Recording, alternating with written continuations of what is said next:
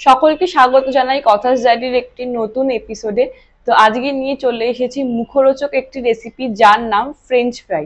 French fry করতে গেলে খুব তামঝাম আয়োজন নিয়ে এই রেসিপিটি করতে হয়, কারণ খুবই সময় সাপেক্ষ একটি রেসিপি। কিন্তু আজকে আমি ইনস্ট্যান্ট ওয়েতে খুব চটজলদি ভাবে এই রেসিপিটা কিভাবে ঘরে তৈরি করে নেবেন সেটি আপনাদের সকলের সঙ্গে শেয়ার করব। তো চলুন দেখে নি কিভাবে এই রেসিপিটি তৈরি করে নিচ্ছি। So let's jump into the video.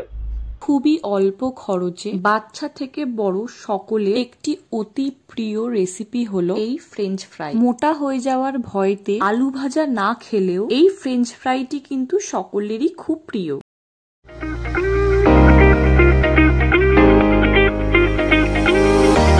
চলুন তাহলে চটপট দেখিনি এই রেসিপিটি তৈরি করতে কি কি ইনগ্রেডিয়েন্টস লাগছে। ভিডিওটি স্কিপ না করে সম্পূর্ণ দেখবেন, আশা করি আপনাদের সকলের খুবই ভালো লাগবে। সবার প্রথমে আলুগুলি বাইরের ছাল খুব সুন্দরভাবে ছাড়িয়ে নিচ্ছি, তারপর মোটা মোটা করে লম্বা লম্বা কেটে নিচ্ছি। শেপ আপনারা আপনাদের পছন্দ মতন দিতে পারেন। আমি এখানে মাঝারি সাইজে নতুন আলু ব্যবহার করছি। এবার একে একে গুঁড়ো মশলা দিয়ে দেব। সবার প্রথমে দিচ্ছি 1 চা চামচ নুন, 1 চা চামচ গোলমরিচ গুঁড়ো, 1 চা চামচ চিলি ফ্লেক্স এবং অরিগানো, 1 চা চামচ শুকনো লঙ্কা গুঁড়ো দিয়ে খুব ভালো করে মাখিয়ে নিচ্ছি। চাইলে শুকনো লঙ্কা নাও ব্যবহার করতে পারে। বাইরের কোটিং এর জন্য ব্যবহার করছি কর্নফ্লাওয়ার। আমি 4টে আলুর ফ্রেঞ্চ ফ্রাই এর জন্য 6 টেবিল চামচ কর্নফ্লাওয়ার ব্যবহার করছি। কর্নফ্লাওয়ার দিয়ে আলুগুলো খুব ভালোভাবে কোটিং করে নেব। এবার আর কি চটপট ভেজে ফেলবো। আমি এখানে গ্রিল প্যান ব্যবহার করছি, আপনারা নর্মাল প্যানও ইউজ করতে পারেন। প্যান গরম হয়ে এলে পরিমাণ মতন ভেজিটেবল অয়েল দিয়ে আলুগুলিকে একের পর এক দিয়ে উল্টে পাল্টে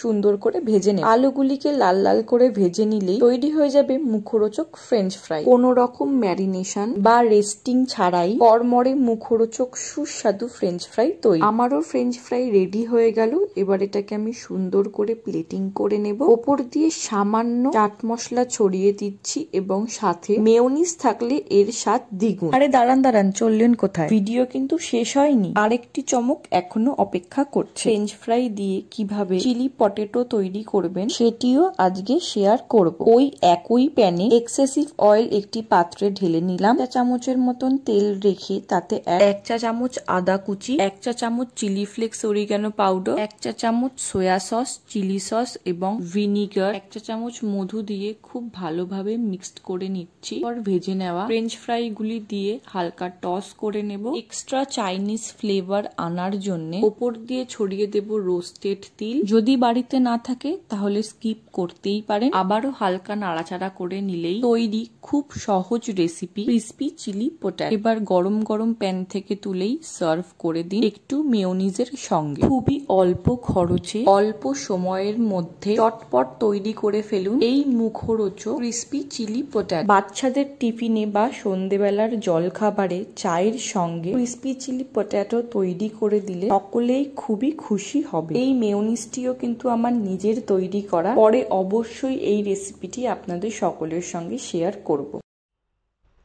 তো দেখতেই পারলেন আজকে আমার special recipe instant French fry. সন্ধেবেলায় বাচ্চারা অনেক সময় বাইরের ফাস্টফুড খেতে ভালোবাসেন, কিন্তু মারা যদি এরকম একটি ইনস্ট্যান্ট ফ্রেঞ্চ ফ্রাই বাচ্চাদের সামনে রাখে তাহলে বাচ্চারা আর বাইরের খাবারও খেতে পছন্দ করবে না। তো নিজের বাচ্চাদের হেলদি রাখার দায়িত্ব আপনাদের নিজেদেরই। এই রেসিপিটা ঘরে একবার হলেও ট্রাই করবেন, আর ট্রাই করলে আমাকে কমেন্টের মাধ্যমে জানাতে ভুলবেন না।